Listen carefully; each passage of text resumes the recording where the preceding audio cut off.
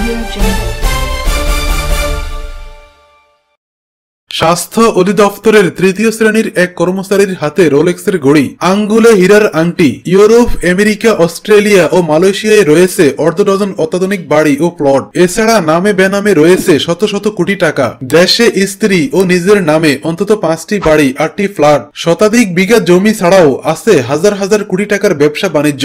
সর্বাধুনিক মডেলের 5টি গাড়ির মালিক তিনি। কর্মস্থলে কাগজপত্রে হাজির, তবে প্রায় বিদেশে ঘুরে বেড়ানো এই কর্মচারী ছিলেন স্বাস্থ্য অধিদপ্তরের টেন্ডার নিয়ন্ত্রক। টেন্ডার নিয়ন্ত্রণ করতে স্ত্রীর নামে ঠিকাদারি প্রতিষ্ঠানও গড়ে তুলেছেন। বিত্ত বৈভবে আলাদিনের আশ্চর্য প্রদীপকেও হার মানানো কর্মচারীটি হচ্ছেন আফজাল হোসেন। তিনি স্বাস্থ্য অধিদপ্তরের এডুকেশন শাখার হিসাব রক্ষণ কর্মকর্তার দায়িত্বে ছিলেন। বেতন পেতেন 24,000 টাকা। গত 10 জানুয়ারি অবৈধ সম্পদ অর্জনের অভিযোগে দুদক কার্যালয়ে তাকে জিজ্ঞাসাবাদে এসব তথ্য মিলেছে। দুদকের উপপরিচালক শামসুল আলমের নেতৃত্বাধীন টিম 7 ঘন্টা ধরে তাকে জিজ্ঞাসাবাদ করে। সংশ্লিষ্ট কর্মকর্তারা বলেছেন, আফজাল হোসেন ও তার স্ত্রী রবিনা বেগমকে পৃথক পৃথক জিজ্ঞাসাবাদ করা হলে সহায় সম্পদের আরো বিবরণ পাওয়া যেতে পারে। রবিনা এবং তার স্বামী আফজাল সিন্ডিকেট করে ঢাকা স্বাস্থ্য অধিদপ্তরে সীমাহীন দুর্নীতির মাধ্যমে শত শত কোটি টাকা অবৈধভাবে অর্জন করে বিভিন্ন দেশে পাচার করেছেন। ওই দম্পতি ঢাকা শহর সহ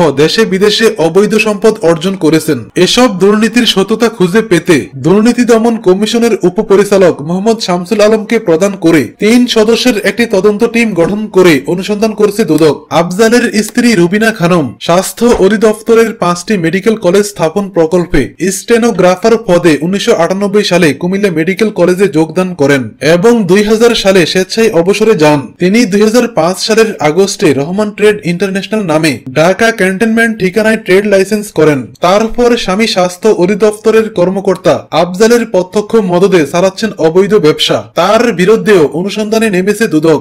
এর আগে এই দুজনের বিদেশ গমনে নিষেধাজ্ঞা আরোপ করেছে সংস্থাটি। আফজাল রুবিনা দম্পতির সম্পদের পরিমাণ দেখে হতবাক দুর্নীতি দমন কমিশনের কর্মকর্তারা। দুর্নীতিবাজ এই দম্পতি যেন আলাদিনের চেরাগের সন্ধান পেয়েছিলেন। স্বামীর দুরাচারী কাজে সমান্তরে সঙ্গ দিয়েছেন স্ত্রী রুবিনা। আপাতত দেশে তাদের সব সম্পদের হিসাব পেলেও বিদেশে তাদের যে সম্পদ তার বিবরণ পেতে আরো অনেকদিন লাগবে বলে জানায় দুদক। আফজালের বয়স 45। 1992 সালে এসএসসি পরীক্ষায় 3য় বিভাগ পাওয়া আফজাল আর পড়ালেখা করেননি। 95 সালে স্বাস্থ্য ও পরিবার কল্যাণ মন্ত্রণালয়ের 5টি মেডিকেল কলেজ স্থাপন প্রকল্পে প্রকল্প সমন্বয়কারীর কার্যালয়ে অস্থায়ীভাবে অফিস সহকারী বদলি পদে চাকরি নেন। এরপর কুমিল্লা মেডিকেল কলেজে ক্যাশিয়ার পদে তাকে বদলি করা হয়। পরে হিসাব রক্ষণ কর্মকর্তা হিসাবে মেডিকেল এডুকেশন শাখা মহাখালীতে দায়িত্বপ্রাপ্ত ছিলেন। তার স্ত্রী রুবিনার বয়স 39। তিনিও আফজালের মতো একই প্রকল্পে স্টেনোগ্রাফার হিসেবে 1998 সালে কুমিল্লা মেডিকেল কলেজে যোগ দেন এবং 2000 সালে স্বেচ্ছায় অবসর নেন। তিনি 2005 সালের আগস্টে রহমান ট্রেড ইন্টারন্যাশনাল নামে ঢাকা ক্যান্টনমেন্ট ঠিকানায় একটি ট্রেড লাইসেন্স করেন। মূলত এই ট্রেড লাইসেন্স দিয়েই স্বাস্থ্য অধিদপ্তরের সব কাজ ভুয়া টেন্ডারে ভাগিয়ে নেন আফজাল।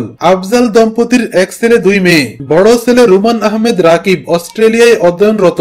মেয়ে রূপা অস্ট্রেলিয়ার সিডনিতে পড়তো, এখন ঢাকায় লেখাপড়া করছেন। ছোট মেয়ে আদিবা সুলতানা রীতি 3য় শ্রেণীতে পড়ছে। আফজালের 2 ভাই স্বাস্থ্য অধিদপ্তরে কর্মরত।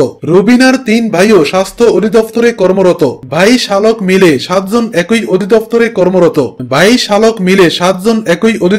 কর্মরত। তারা দুর্নীতির মাধ্যমে অর্জিত শত শত কোটি টাকা মালয়েশিয়া, অস্ট্রেলিয়া, কানাডা ও মার্কিন যুক্তরাষ্ট্রে পাচার করেছেন বলে নিশ্চিত করেছেন দুদকের অনুসন্ধান কর্মকর্তা।